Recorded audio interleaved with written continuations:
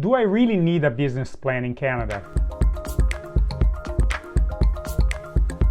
Well, click here the subscribe button, set up the alert if you want, and if the content is useful, let us know by clicking the like button. One very common thought of entrepreneurs in Canada, in Brazil, in Iran, Mexico, whatever country, probably is writing a business plan is a waste of time. Why that's a common thought?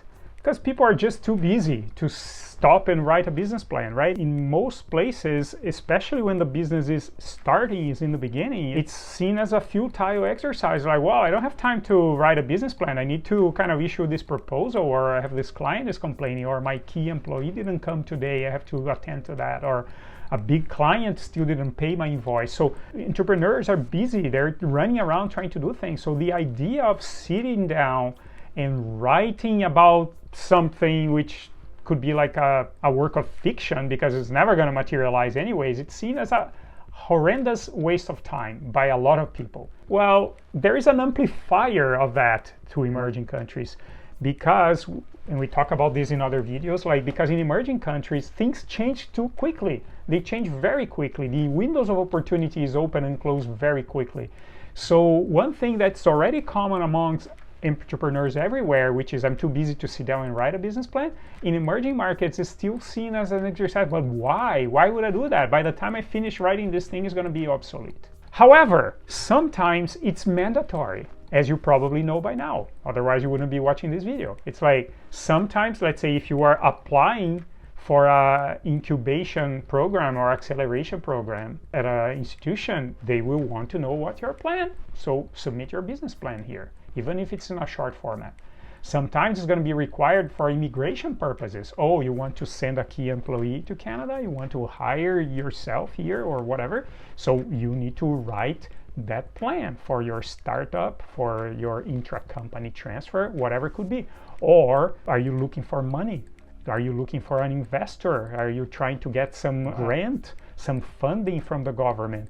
All of these are going to require a detailed business plan that typically, I mean, what I've seen over many years is that a great business plan doesn't have to be 70 pages long, right?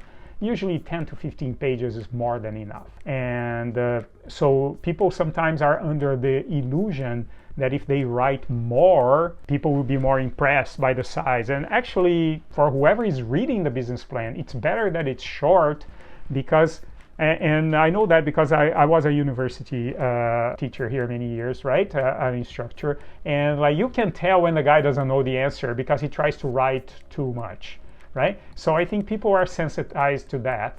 They know that if there's too much stuff in a business plan, it's probably because people don't know what they're doing, so they're just throwing everything under the sink there in the hope that somebody's going to be impressed. So a very large business plan is not what you need, even in all these circumstances where it's required, like to apply for an incubation or acceleration, or for immigration purposes, or to ask for money either from an investor or from some agency that grants some funds, right? People are looking for the right information. Make sure you didn't miss out on anything. You know what you're talking about. You have a plan, but it's not about how long the business plan is. And the irony is that sometimes it's much harder to write a short business plan than to write a very long one, because a very long one, you just throw information at it. But then in order for it to make sense and to be easy to read, then you have to really think about it and make it shorter. So people are sometimes even reluctant even to write a short business plan, because they're like, well, okay, what do I write? Right? It's like sometimes it's better just, okay, take this institutional presentation from our company here and let me ask an intern to write a business plan for me. There's a lot of misconceptions about business plan. And again, I'm not going to talk about now when it's required, but whenever it's required, it is required. You probably were provided with some type of template of what people expect to see in it, and you're going to have to follow it because it's a requirement.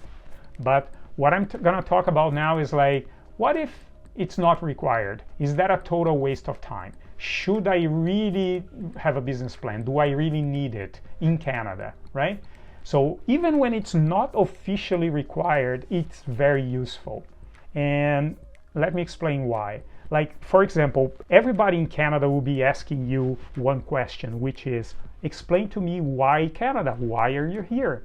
It's very helpful if you put your ideas in the paper, even for yourself, even for your own clarity, right? It explains why you're coming to Canada, and it also shows the direction of your intentions. What do you want to do? So it's both things. It's like shows where you're coming from, what you're good at, and also what your intentions are, where you're going. These two things extremely useful when talking to Canadians, as you can see at other videos here in our channel. Like Canadians who want to know why you're here, why you want to talk, what are your plans. So going through the mental exercise that a business plan imposes on your brain, that is very helpful, because then you have naturally these tough answers. And a bare minimum, if it doesn't help with anything else, at least a business model canvas. It's something that everybody should have. That's a one-page business plan. It doesn't get smaller than that, right?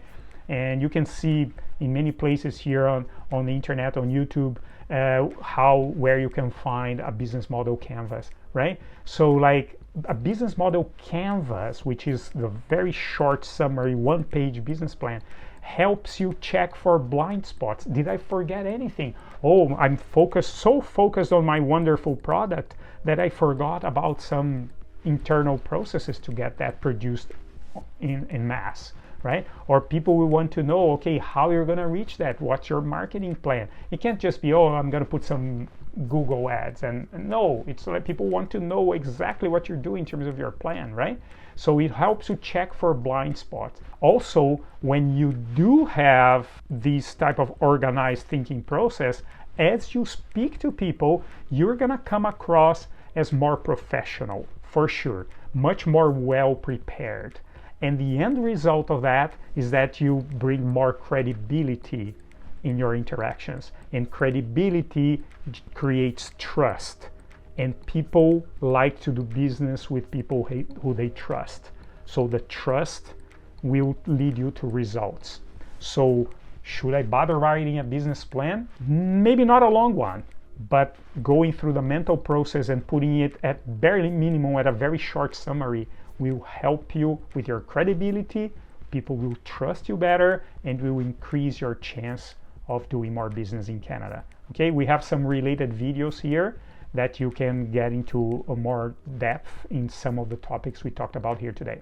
Okay, good luck.